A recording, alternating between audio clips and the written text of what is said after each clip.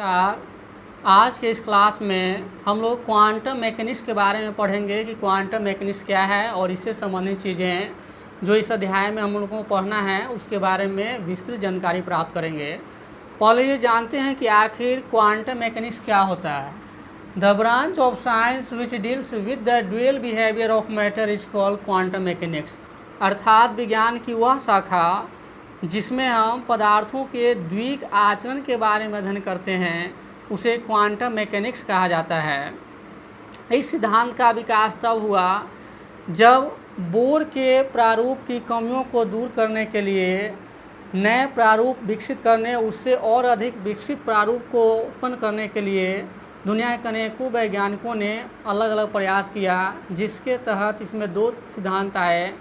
एक पदार्थ का द्विक बिहेवियर यानी कि ड्यूअल बिहेवियर ऑफ मैटर यानी कि पदार्थ का द्विक आचरण, और दूसरा इसमें है हाइजेनबर्ग के अनिश्चितता का सिद्धांत। अब हम लोग यहाँ दोनों के बारे में एक एक करके जानेंगे, जिसमें पहला है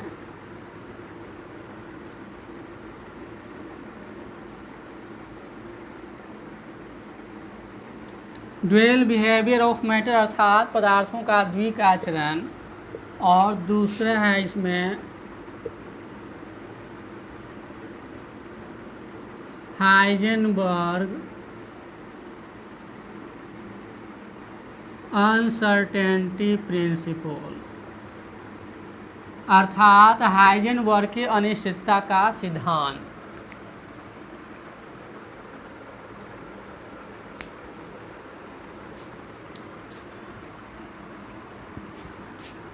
अब हम लोग यहाँ एक एक करके चलेंगे कि आखिर ये क्या कहता है।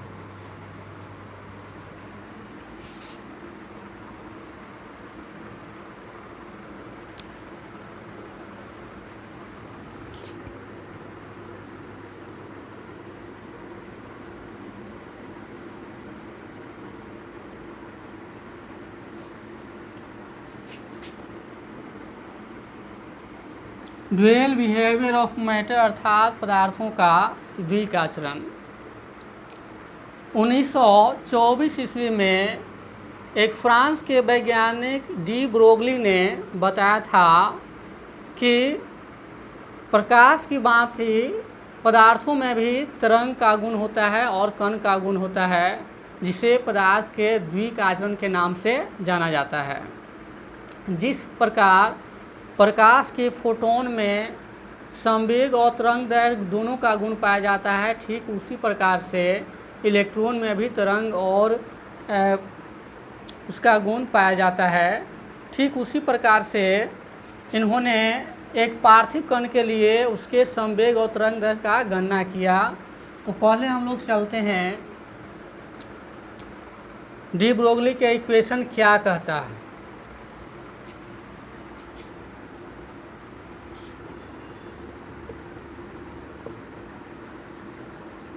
Let the mass of photon be m. Then, according to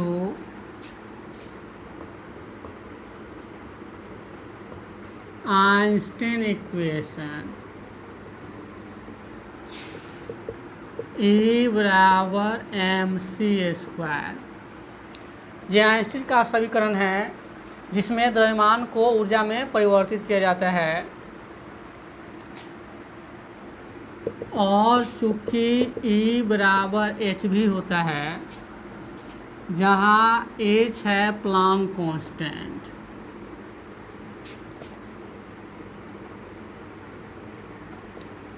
Planck constant है और E है एनर्जी ऑफ फोटोन यानी फोटोन की ऊर्जा, और यहाँ भी है कंपनावृत्ति है, वेलोसिटी ऑफ रेडिएशन को कह सकते हैं। अब यहाँ अगर हम इसको पहले समीकरण मानते हैं, अब इसको हम दूसरा समीकरण मानते हैं, तो यहाँ देख रहे हैं कि इसका एक पक्ष बराबर है, तो ये हो जाएगा mc² बराबर h भी हो जाएगा। इसको हम ऐसे भी लिख सकते हैं mc = hv/c, क्योंकि जब इसको क्रॉस मल्टीप्लाई करेंगे तो ये ऊपर वाला आ जाएगा। इस तरह से हम इसको लिख सकते हैं। अब यहाँ चूंकि तरंग दैर्ध्य यानी कि वेव लेंथ ये लैम्डा बराबर होता है c/v होता है, इसका मान अगर इसमें पुट करते हैं तो mc = हो जाएगा ये h/λ। अगर हम c के बदले यानी पार्थिव कण के लिए अगर हम c के बदले यहाँ पर v अगर रखते हैं तो यहाँ पर mv बराबर हो जाता है h/λ, और mv चूँकि द्रव्यमान गुने वेग है तो संवेग हुआ तो p बराबर h/λ हो जाएगा। तो इस तरह से यहाँ ये जो समीकरण प्राप्त होता है इसी को डी ब्रोगली इक्वेशन के नाम से जाना जाता है, यानी कि p बराबर h/λ। ये जो समीकरण आ रहा है ये डी ब्रोगली इक्वेशन है, इसको हम लिख सकते हैं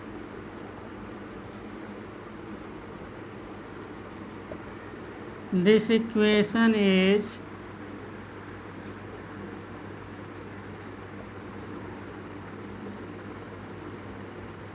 डी ब्रोगली इक्वेशन।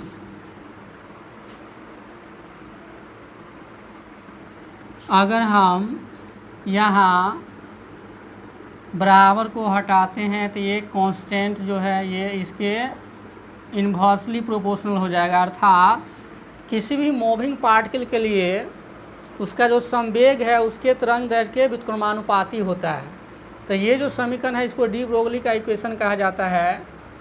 तो ये सर्वप्रथम फ्रांस के भौतिक शास्त्री डी ब्रोगली ने 1924 ईस्वी में ये बताया था कि प्रकाश की भांति पदार्थ में भी कण और तरंग दैर्ध्य दोनों का गुण पाया जाता है। जिस तरह से प्रकाश के फोटोन में तरंग दैर्ध्य और संवेग होता है, ठीक उसी प्रकार से यहाँ इलेक्ट्रॉन में भी तरंग दैर्ध्य और संवेग का गुण पाया जाता है। और उसके आधार पर एक पार्थिव कण के लिए उन्होंने एक समीकरण को कैलकुलेट किया जिसे डी ब्रोगली इक्वेशन के नाम से जाना जाता है। हम मान लेते हैं कि फोटोन का मास हो गया m, जो फोटोन क्या है, प्रकाश की एक न्यूनतम मात्रा है जिसको फोटोन कहा जाता है, तो उसका द्रव्यमान m है। आइंस्टीन समीकरण के अनुसार चूँकि हम जानते हैं कि E बराबर mc², जहाँ यहाँ c प्रकाश का वेग है और चूँकि E बराबर hv होता है जहाँ h प्लांक कांस्टेंट है, E एनर्जी ऑफ फोटोन है अर्थात फोटोन की ऊर्जा है। तो ये एक पक्ष इसका बराबर है, इसको हम बराबर अगर करते हैं और तो यहाँ mc² बराबर hv हो जाता है। इस c को हम एक यहाँ रख देते हैं क्योंकि क्रॉस मल्टीप्लाई करने के बाद यहाँ आ जाएगा। और चूँकि हम जानते हैं कि वेव लेंथ बराबर c/v होता है तो यहाँ पर इसका जब वैल्यू पुट करेंगे तो mc बराबर h/λ हो जाएगा। ये वेव लेंथ लैम्डा है। अगर हम c के जगह पर v रखते हैं तो mv बराबर h/λ हो जाता है, अर्थात p संवेग है, चूँकि संवेग बराबर होता है द्रव्यमान गुने वेग, तो यहाँ पर हम लिख सकते हैं चूँकि p बराबर mv। तो ये जो समीकरण हमें प्राप्त हो रहा है वो डी ब्रोगली समीकरण कहलाता है, जिसे डी ब्रोगली ने 1924 ईस्वी में इसको कैलकुलेट किया था। और ये जो प्रारूप विकसित किया गया बोर की कमियों को ध्यान में रखते हुए उससे अधिक विकसित प्रारूप तैयार करने के लिए ये डी ब्रोगली ने और हाइजेनबर्ग ने अपना अपना थ्योरी दिया, जो डी ब्रोगली इक्वेशन के नाम से जाना जाता है और हाइजेनबर्ग के अनसर्टेनिटी प्रिंसिपल के नाम से जाना जाता है। तो यहाँ अब हम अगले टॉपिक पर चलते हैं कि ये हाइजेनबर्ग के अनसर्टेनिटी प्रिंसिपल क्या है, अर्थात हाइजेनबर्ग के अनिश्चितता का सिद्धांत।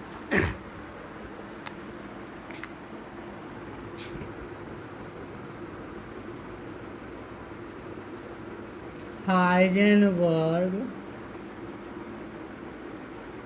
अनसर्टेनिटी प्रिंसिपल अर्थात हाइजेनबर्ग के अनिश्चितता का सिद्धांत।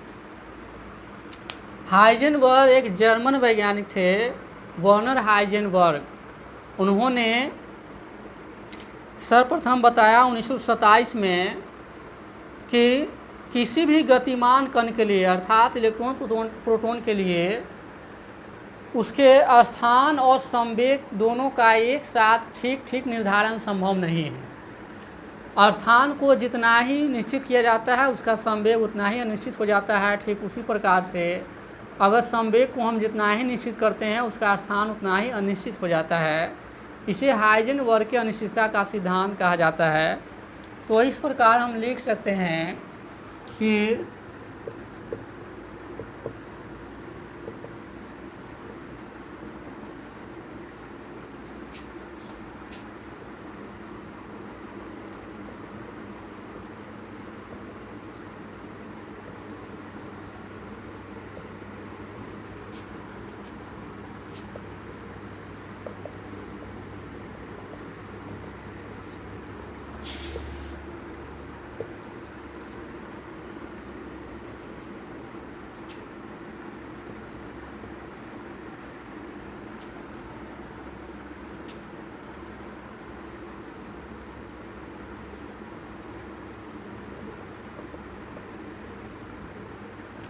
it is not possible to determine exactly the position and momentum of any particle। अर्थात किसी भी सूक्ष्म कणों के लिए उसके स्थान और उसके संवेग का एक साथ ठीक ठीक निर्धारण करना संभव नहीं है। उसी प्रकार इसको हम लिख सकते हैं, it is not possible to determine exactly the position and momentum of any particle together.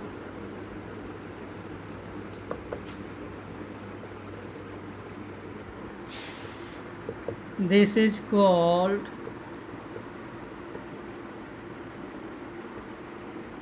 Heisenberg uncertainty principle।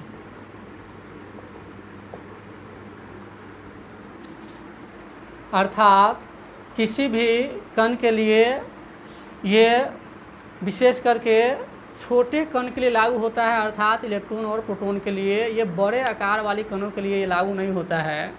इसमें कहा गया कि किसी भी छोटे कण के लिए, गतिमान कण के लिए उसके स्थान और संवेग दोनों का ठीक ठीक एक साथ निर्धारण संभव नहीं है। हम मान लेते हैं कि डेल्टा एक्स है पोजीशन रिलेटेड अनसर्टेनिटी और डेल्टा पी है मोमेंटम रिलेटेड अनसर्टेनिटी। हम मान लेते हैं कि डेल्टा एक्स है स्थान से संबंधित अनिश्चितता और डेल्टा पी है संवेग से संबंधित अनिश्चितता। तो यहाँ पर हम लिख सकते हैं according to Heisenberg uncertainty principle, delta x into delta p बराबर हो जाएगा h/4 के। यहाँ डेल्टा एक्स को जितना ही निश्चित किया जाता है डेल्टा पी उतना ही अनिश्चित हो जाता है। ठीक उसी प्रकार से अगर हम इसके संवेग को जितना ही निश्चित करते हैं उसका स्थान उतना ही अनिश्चित हो जाता है। अब इसको हम आगे की ओर बढ़ा सकते हैं। तो डेल्टा एक्स इंटू पी की जगह पर हम m इंटू डेल्टा भी लिख सकते हैं। ये हो जाएगा h/2 के, जहाँ h बराबर हो गया प्लांक कांस्टेंट।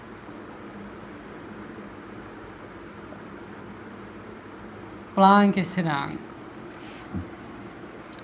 तो यही हाइजेनबर्ग की अनिश्चितता का सिद्धांत है।